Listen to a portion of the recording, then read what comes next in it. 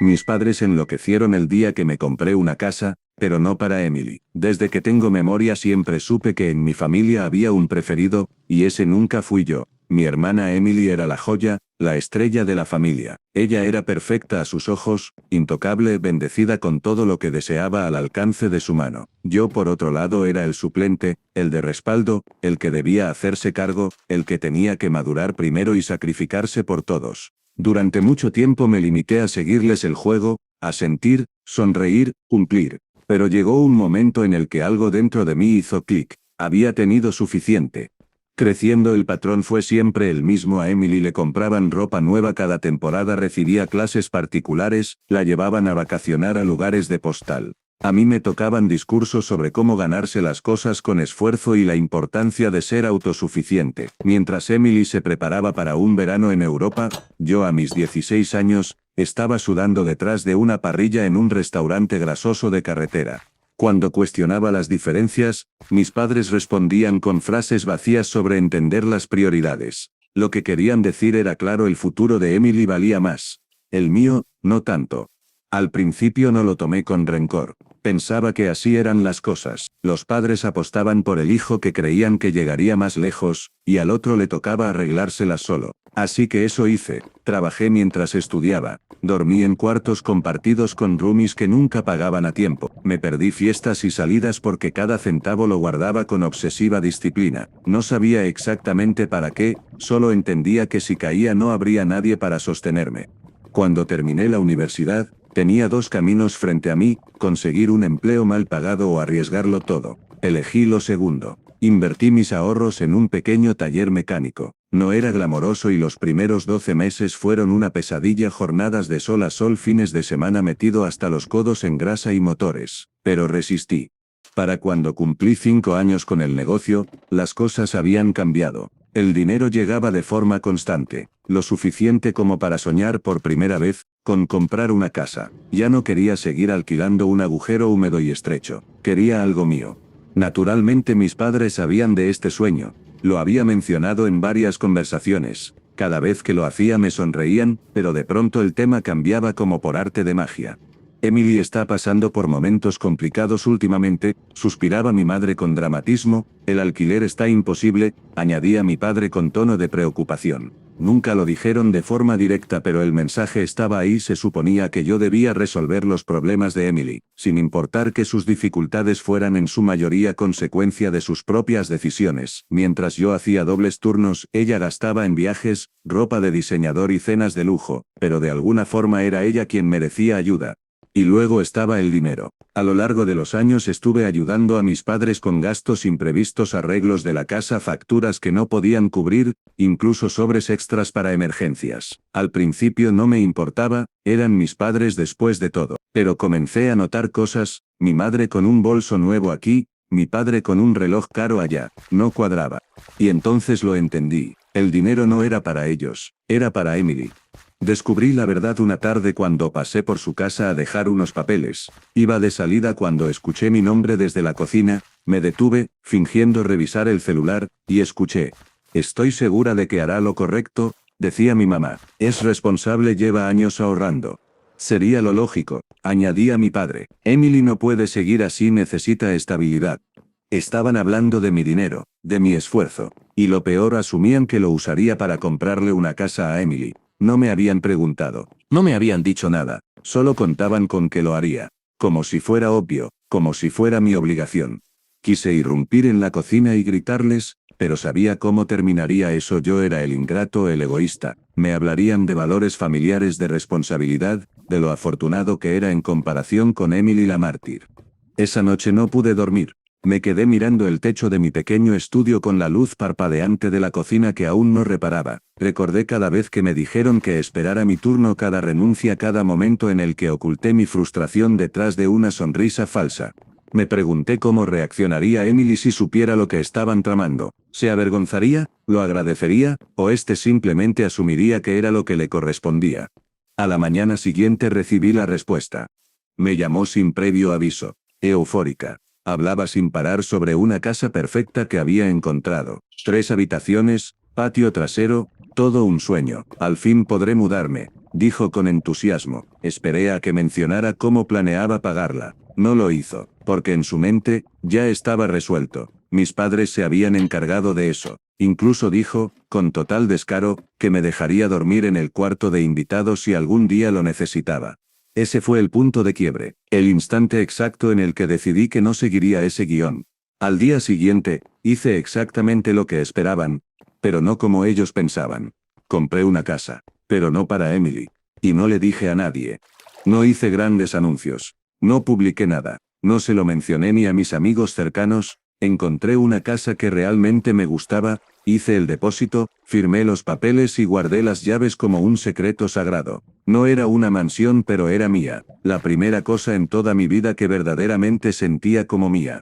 Pensé que tendría algo de tiempo antes de que mi familia se enterara. Quizá unos meses, tal vez un año si tenía suerte, pero la vida como siempre tiene su propio ritmo. Una tarde mientras quitaba de la cocina unas calcomanías cursis que el dueño anterior había dejado, ríe ama vive. Por favor, mi celular comenzó a vibrar como loco, llamadas perdidas, mensajes acumulándose, mi mamá, mi papá, Emily, incluso primos lejanos con los que no hablaba desde Navidad de 2008. Fue entonces cuando lo vi. Un mensaje que me hizo tragar saliva. ¿Por qué nos enteramos por el agente inmobiliario que compraste una casa? No tenía idea de cómo se habían enterado. Tal vez el agente mencionó algo, tal vez Emily buscaba en las mismas zonas y conectó las piezas. No importaba. Lo que sí importaba era que ahora lo sabían, y con eso la verdadera tormenta comenzaba. En el momento en que vi ese mensaje, supe que se acabó la etapa de paz. La inauguración íntima y feliz que había soñado quedó aplastada por el peso de la expectativa ajena. El teléfono no dejaba de sonar, las notificaciones se apilaban, algunas eran gritos, otras lamentos, pero todas compartían un mismo tono: traición. Para ellos los había traicionado, a la familia, a su plan. No respondí. Sabía que si lo hacía me vería atrapado en una discusión manipulada. Se harían las víctimas, torcerían cada palabra hasta convertirla en una prueba más de mi egoísmo. En vez de eso volví a instalar mi casa. Era lo único sobre lo que tenía control. Mientras quitaba un papel tapiz espantoso del salón, sonó el timbre. Supe quién era antes de siquiera mirar por la mirilla, lo sentí en los huesos. Mis padres estaban en la puerta. Sus rostros no eran los de mamá y papá, eran los de ejecutivos corporativos, listos para cerrar un trato con cláusulas agresivas. La cara de mi madre mostraba decepción revestida de dolor, como cuando olvidaba llamarla por su cumpleaños. Mi padre tenía los brazos cruzados, como si estuviéramos en una junta de negocios y yo hubiese incumplido un contrato. Ni siquiera les permití entrar. Me preparé mentalmente, sabiendo que lo que vendría no sería una conversación sino un asalto emocional, y no me equivoqué. Durante los siguientes 20 minutos me dispararon el guión de siempre: reproches, manipulación, culpa. Mi madre habló de cómo Emily estaba destrozada y no tenía dónde vivir. Mi padre me recordó que estaban contando conmigo para hacer lo correcto. La joya de la noche fue el clásico: después de todo lo que hicimos por ti, ¿así es como nos pagas? Ah, sí. Todo lo que hicieron por mí: cobrarme renta desde los 17, obligarme a financiar mi educación mientras le compraban ropa de diseñador a Emily, dejarme trabajar en 2 turnos mientras ella disfrutaba de spas de fin de semana. Yo les había devuelto con creces cada centavo. Les pagué reparaciones, cuentas médicas, incluso facturas que ni me correspondían. Y aún así, nunca fue suficiente. Sentí la ira ardiendo en mi interior, subiendo por mi garganta. Pero no estallé. Me quedé en silencio. Asentí con la cabeza. Los dejé hablar.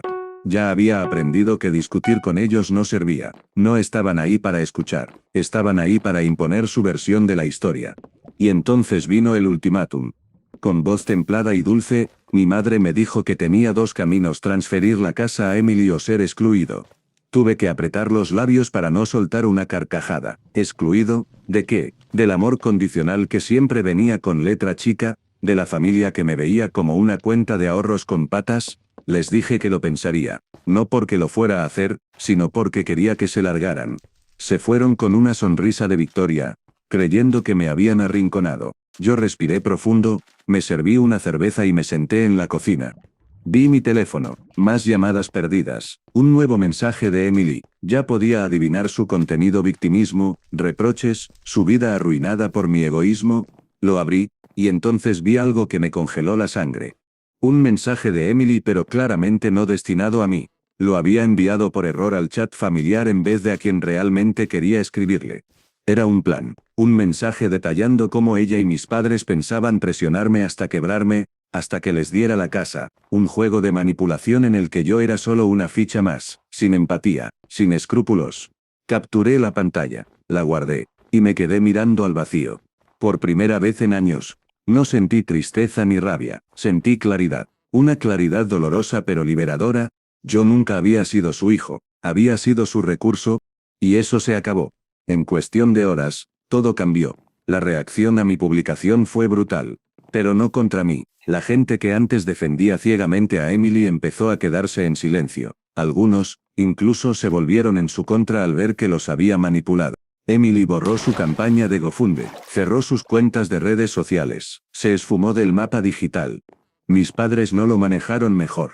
Algunos tíos y primos comenzaron a llamarme para preguntar directamente, ¿por qué tus padres piensan que está bien exigirle una casa a su hijo? Por primera vez el juicio venía de fuera, y no podían controlar la narrativa. El chat familiar, antes saturado de reproches pasivo-agresivos, cayó en un silencio total, sin nuevos mensajes, sin llamadas culpógenas, solo paz. Y fue gloriosa. Esa noche me senté en mi porche, una bebida fría en mano, con una lista de reproducción suave sonando de fondo. Observé cómo el sol desaparecía tras mi propiedad. Mi propiedad, por primera vez, no esperaba un golpe emocional. No vivía con el miedo de que algo más vendría. Ya no tenía que justificar mis decisiones ni lidiar con chantajes emocionales. Ese silencio se extendió por toda una semana. Ningún mensaje, ninguna llamada. Esperaba que intentaran un último movimiento desesperado, pero parecía que finalmente se habían dado cuenta de que no cedería. Tal vez la vergüenza pública había surtido efecto. Tal vez estaban planeando algo más, pero yo ya no vivía pendiente de ellos. Y justo cuando empezaba a acostumbrarme a mi nueva vida, llegó el siguiente golpe. Un sobre grueso, certificado, remitente mis padres. Era de esos que sabes que no traerán buenas noticias. Me senté en la mesa de la cocina, café en una mano, abrecartas en la otra, y me preparé para cualquier disparate. Lo abrí. Una notificación legal. Mis padres me estaban amenazando con demandarme. Tuve que leerlo 2 veces para creerlo. Decían que los había engañado, haciéndoles creer que compraba la casa para el beneficio de la familia, y que me había enriquecido injustamente a sus expensas. Decían que les debía una compensación económica por la angustia emocional que mi decisión había causado a Emily. Sí, leíste bien. Emily estaba tan angustiada por no recibir una casa gratis, que mis padres pensaban que debía darles dinero por ello. Solté una carcajada, luego llamé a mi abogado. La conversación fue corta. Él apenas podía disimular su diversión. Esto no tiene ni pies ni cabeza, me dijo. Como mucho es una táctica de intimidación, como poco un berrinche legal. Aún así, decidí no bajar la guardia. Llamé al banco para verificar que todas mis cuentas y documentos estuvieran blindados. Luego a un cerrajero para reforzar cerraduras y entradas. No me sorprendería que intentaran algo físico. Y entonces decidí contraatacar. Les envié una carta certificada formal, donde les informaba que cualquier intento adicional de acoso resultaría en acciones legales inmediatas por mi parte. 2 días después, empezaron otra vez las llamadas. Primero mi madre, luego mi padre, después Emily. Los ignoré. Dejaron mensajes de voz. Algunos eran semidisculpas. Otros, puro veneno. El de mi madre fue el más delirante. Empezó llorando, luego gritaba, luego volvía a llorar, exigiendo saber cómo podía darle la espalda a su familia por algo tan pequeño como una casa. Pequeño. La ironía me golpeó como un ladrillo. Si era tan insignificante, ¿por qué estaban dispuestos a ir a juicio por ello? Al tercer día, contesté la llamada de mi padre. Nada de cortesías, fue directo al grano. Lo dejaremos todo si aceptas llegar a un acuerdo con Emily. Le dije que no había nada que resolver. Y ahí explotó. Soltó todo lo que tenía guardado, que yo era un mal hijo, un egoísta, una vergüenza, que lo había traicionado de una forma en la que ningún hijo verdadero lo haría jamás. Lo había escuchado todo antes. Pero esta vez, no sentí nada. Lo dejé desahogarse, y cuando terminó le respondí con calma, no tengo nada más que decir, les deseo lo mejor. Espero que sigan adelante. Y colgué. Ese fue el final. Las amenazas cesaron. Los ataques desaparecieron. Por primera vez en mi vida, gané. Las primeras semanas después de cortar con ellos, fueron una transición rara. Mi cuerpo aún esperaba el golpe emocional, el mensaje pasivo-agresivo, la emboscada disfrazada de charla familiar. Pero no llegó. Mi casa finalmente se sentía como un hogar. No solo por las paredes o los muebles, sino porque ya no era una trinchera. Era un lugar que no tenía que defender. Pude centrarme en mí. Me levantaba temprano. Iba al gimnasio. Cocinaba en lugar de pedir comida rápida. Empecé a disfrutar los pequeños momentos, el café en el porche, la brisa de la mañana, el silencio que ya no pesaba sino que liberaba. Hasta que por supuesto, la paz se rompió. Una tarde mientras trabajaba desde casa, escuché que tocaban la puerta. No necesité mirar por la mirilla para saber quién era. Emily. Parada en mi porche. Ya no era la misma hermana que recordaba. Tampoco la altiva y segura que exigía lo suyo. Ahora parecía una vendedora puerta a puerta en su último día de trabajo. Su mirada era mezcla de súplica y desesperación. No la dejé entrar. Crucé los brazos y salí. Comenzó con una charla torpe ensayada. Pequeñas frases que parecían escritas en una servilleta de restaurante. He estado reflexionando, me doy cuenta de que fui injusta. Luego llegó al punto, ya no estoy pidiendo una casa, solo necesito un lugar donde quedarme por un tiempo. Por poco me río. Un tiempo, claro, y después que, se instala en mi sofá, empieza a usar mis cosas, y yo termino pagándole las facturas mientras ella se queja de lo dura que es la vida. Mi respuesta fue simple y seca. Tienes a tus padres. Ellos siempre te han dado todo. Quédate con ellos. Fue ahí cuando la verdad salió a la luz. Ya no era bienvenida en la casa de nuestros padres. Después de todo lo ocurrido, su reputación dentro de la familia se desplomó. Los mismos parientes que antes toleraban su comportamiento, ahora se distanciaban. Incluso algunos amigos de Emily le dieron la espalda. Resulta que volverse viral por intentar estafar a tu propio hermano, no da buena imagen. Emily no buscaba solo un techo. Quería huir del desastre que había provocado. Le dije con firmeza. No guardo rencor, pero tus problemas no son mi responsabilidad. Y cuando dije eso su rostro cambió. Adiós a la falsa humildad. De vuelta a la amargura conocida. Me llamó egoísta. Me gritó que la familia se ayuda mutuamente. Me encogí de hombros. Se marchó haciendo una salida dramática, de esas que quizá funcionaban cuando éramos niños, pero ya no. Días después, la vi por casualidad. Estaba en una cafetería, mientras yo hacía fila. Hablaba tan fuerte que era imposible no escucharla. Se quejaba con otra mujer sobre lo difícil que era tener un trabajo de verdad, cómo no entendía que la gente pudiera vivir así todos los días. La otra mujer, visiblemente incómoda, parecía a punto de recordarle que eso es lo que hace la mayoría de las personas desde siempre. No dije nada, tomé mi café y pasé junto a su mesa. Ni siquiera me notó. Pero al salir, no pude evitar sonreír. Por primera vez en mi vida. El drama no era mío. Alguien más tenía que soportar su monólogo. Esa misma noche recibí el que sería el último mensaje de mi madre. Un intento desesperado por hacerme sentir culpable. Palabras huecas sobre cómo la familia debe estar unida. Sobre lo duro que era ver en lo que me había convertido. Lo ignoré. Durante años ellos dejaron claro que yo no era parte de su idea de familia a menos que les fuera útil. Ahora lo entendía. No me volví frío. Solo me harté. Y por primera vez en mi vida no sentí la necesidad de explicarle nada a nadie. A la mañana siguiente, desperté con una decisión clara en la mente. Si ellos querían una guerra, la tendrían, pero no bajo sus reglas. No iba a discutir, no iba a rogar, y mucho menos iba a justificarme. Iba a demostrarles sin palabras lo harto que estaba de ser el tonto útil. Lo primero que hice fue asegurarme de que no podían tocarme. Cambié todas mis contraseñas, revisé mis cuentas bancarias, y reforcé la seguridad de mi nueva casa con cámaras y cerraduras nuevas. Conociendo a mi familia no descartaba una reacción desesperada. Después llamé a un abogado. Quería saber si podían hacerme daño legalmente. Le conté todo. Su respuesta fue sencilla: mientras todo estuviera a mi nombre y no hubiese firmado nada para Emily, no había nada de qué preocuparse. Era un alivio, pero no bajé la guardia. Ese mismo día, llegó un mensaje de texto de Emily.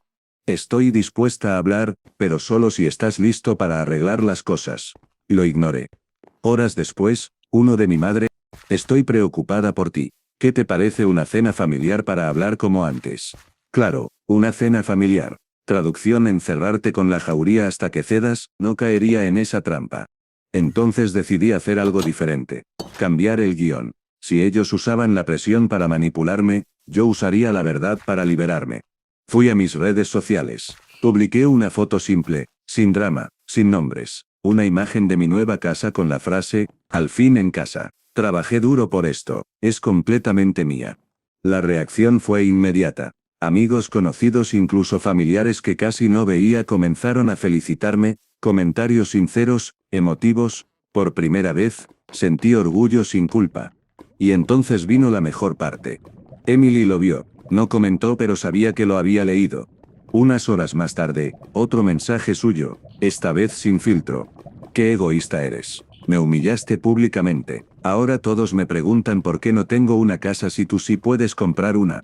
Su máscara se rompía. Su orgullo herido empezaba a sangrar. Luego vino la llamada de mi papá. Sin falso cariño esta vez. Solo ira. Nos estás avergonzando. Eres un malagradecido. Lo dejé hablar. Se quedó sin aliento. Entonces le respondí con una sola palabra. No. Ese fue el inicio de la siguiente fase: las amenazas. Si no haces lo correcto, no vuelvas a esperar ser parte de esta familia. Mi respuesta fue simple. Parece un trato justo. Por primera vez, no me sentí culpable. Por primera vez, entendí que no les debía absolutamente nada. Corté comunicación. Bloqueé el número de Emily. Silencié a mis padres. Pedí comida de mi restaurante favorito, abrí una cerveza bien fría y me senté en el porche de mi casa. El cielo teñido de naranja sobre un techo que había pagado con mi sudor. Era libre. Pero la paz no duró. A la mañana siguiente mi bandeja de entrada explotó otra vez. Emily estaba en modo crisis total. Mis padres iniciaban su proceso de control de daños. Varios familiares vieron mi publicación, y empezaron a hacer preguntas incómodas. Mi madre debía estar desesperada, retorciendo la historia para quedar como víctima. Mi padre probablemente hablaba del deber familiar como si fuera un contrato sagrado. Y Emily se desató.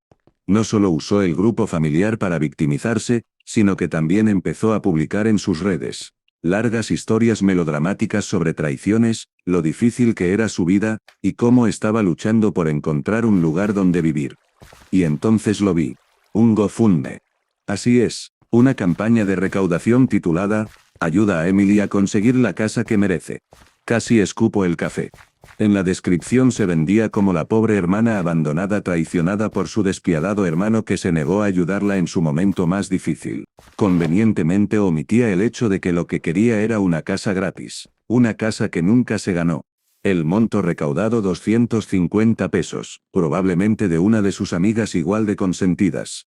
Tuve que admitirlo. Si vas a intentar una estafa emocional, al menos hazla convincente. Pero esto se estaba saliendo de control. No tenía interés en hacer de esto un circo público, pero tampoco iba a permitir que arrastraran mi nombre por el suelo, así que lancé mi última carta. Publiqué una nueva foto. Pero esta vez incluí pruebas reales, capturas de pantalla del mensaje que Emily mandó por error, donde confesaba junto a mis padres su plan para quebrarme y quitarme la casa. No escribí ni una sola palabra adicional, solo un título sencillo. Aclarando ciertos malentendidos. Internet se encargó del resto.